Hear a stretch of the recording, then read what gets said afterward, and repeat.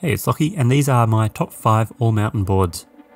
When I say an all-mountain board, what I mean is a board that's going to do a good job on groom runs, in powder, in chopped up or tracked out snow, as well as have a good balance between quick, small turns, as well as fast and wide open turns.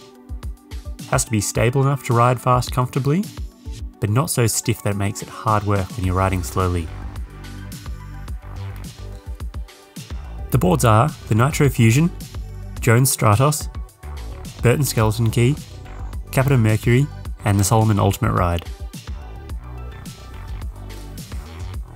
None of these boards are really going to excel at one area, but their strength is that they will do everything well enough, so that you can comfortably take one of these boards out on any day and know it'll be fine. If you just want to own one board, then these will suit. Although most of these boards are quite different, they do share quite a few features. They all have some sort of camber between the feet, a medium to stiff flex, directional shape, and a sintered base. To me, the directional shape is an important one. Having a longer nose helps, especially for float in deeper snow and smoothing turns out.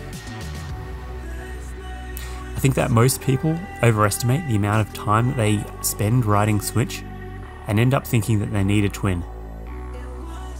Even if you ride 20% of the time switch, why wouldn't you want a board that's designed to work much better for the 80% of the time that you ride in your regular direction? Either way, there's nothing to stop you riding any of these boards switch. Down towards the medium end of the flex is the Skeleton Key and the Fusion. A bit stiffer is the Mercury and Stratos, and then the Ultimate Ride definitely a noticeable notch stiffer again.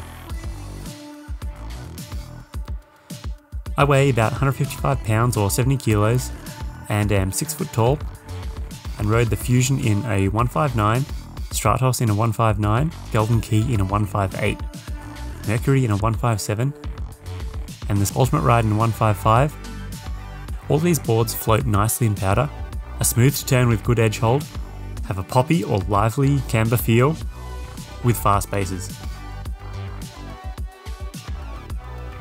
The Fusion is the cheapest board on this list. It costs $520, but the others aren't far away at $550 to $600. It has the cam out camber profile, which overall is quite close to a traditional camber board, but just gets toned down a little towards the contact points. Although Nitro call it a mid-wide, it actually isn't very wide, so it'll still feel quick swapping edge to edge. If I had to describe the Fusion really simply, it's just that it's a fun board to turn. The Mercury is the closest to a twin on this list, and it's the only board out of these 5 which doesn't have any taper.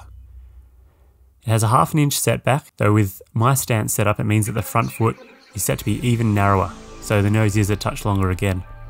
The profile has regular camber between the feet, and rocker on the nose and tail. It has a fairly stiff flex. Even after riding it for a couple of years, it hasn't really changed at all.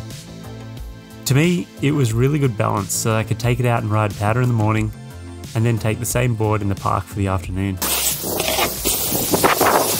One of the main differences that separates the Stratos from the others is the 3D base contour, which means that the nose and the tail of the board are rounded, which gives them a spoon shape. It's made to help smooth out turns, help in deep snow, but it also helps make the board a bit useful in more situations. So when you're riding slow or with a flat base, you don't have to put in a ton of effort or keep concentrating. You can be lazy cruising and it won't want to catch. But once you ride harder, you can still get all the performance you want out of the board. It has the directional rocker profile, which sounds confusing, but really has quite a big camber section under your feet, with rocker on the nose and tail. I found it to be extra stiff in the tail, with good float and powder, and that was without setting the bindings all the way back on the float pack inserts. If you're looking for a cheaper option from Jones, you could swap this one out for the Frontier. It'll be a bit softer, but it has the same profile with less base shaping and a less directional looking shape. The Ultimate Ride is the most aggressive on this list by a decent amount, especially in the overall flex.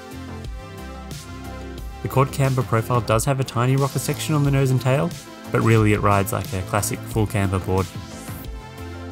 It's very stable at speed, Grips well in all conditions, but if you aren't paying attention, it'll probably catch you out at some point. As long as you're ready to work for it, the Ultimate Ride could handle anything. The Skeleton Key has the directional camber profile, which is rocker in the nose and camber through the rest of the board. To me, it has a very similar overall feel to the Custom, just with a directional shape and taper, so better float in powder. It's quite light, snappy and easy to move around. I'd be happy having any of these as a daily board, though the one that I own is the Mercury. All these boards are quite capable, but if you are a less aggressive rider, then the Skeleton Key and Fusion will give you everything you need.